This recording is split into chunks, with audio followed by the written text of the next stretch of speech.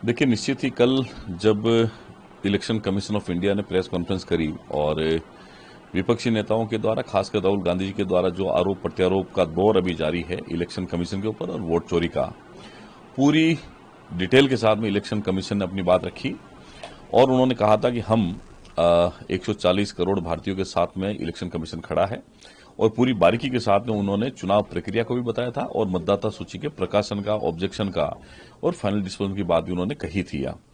लेकिन मुझे लगता है कि ये दुर्भाग्य है कि कांग्रेस जब सत्ता में नहीं है तो कहीं न कहीं राजनीतिक प्रोपेगेंडा के उद्देश्य से उन्होंने इस तरीके से बेबुनियाद आरोप इलेक्शन कमीशन पर लगाए हैं, जो एक स्वायत्तशासी संस्था है।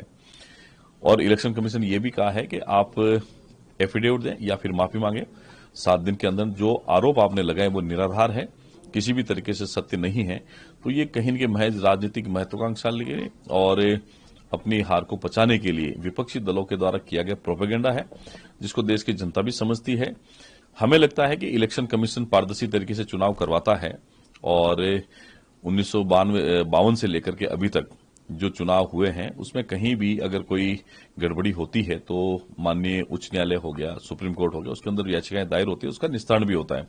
लेकिन अभी जो एसआईआर की बात हो चाहे वोट चोरी की बात हो, मुझे लगता है यह आरोप निराधार है। इलेक्शन कमीशन पूरे ईमानदार से, पारदर्शी तरीके से काम कर रहा है, उनको काम करने देना चाहिए।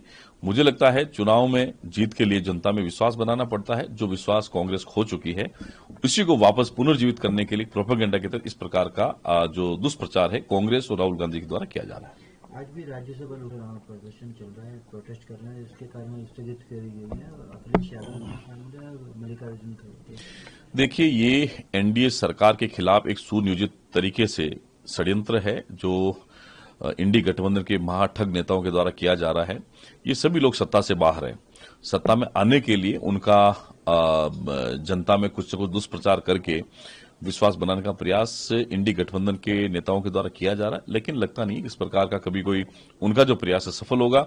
लोकसभा हो चाहे राज्यसभा हो, चाहे अन्य राज्यों की विधानसभा हो, जहां वो सत्ता में नहीं है वहां वो इस प्रकार का जो उपयोग है अपने अधिकारों का करते हैं।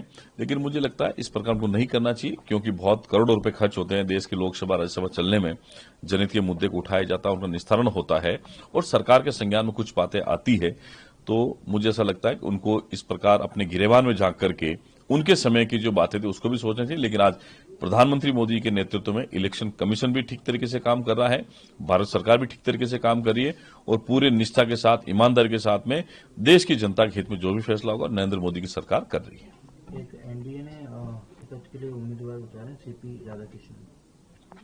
देखिए, मैं एनडीए गठबंधन के जो सीपी राधाकृष्णन जी हैं, जो महाराष्ट्र के महामहिम गवर्नर हैं, उनको उपराष्ट्रपति पद का उम्मीदवार बनाया है। निश्चित ही उनकी जो कार्यकुशलता रही है सामाजिक क्षेत्र में, सार्वजनिक क्षेत्र में, उनका लाभ आने वाले समय मिलेगा। मैं उनको जीत की अग्रिम शुभकामनाएं देता हूं।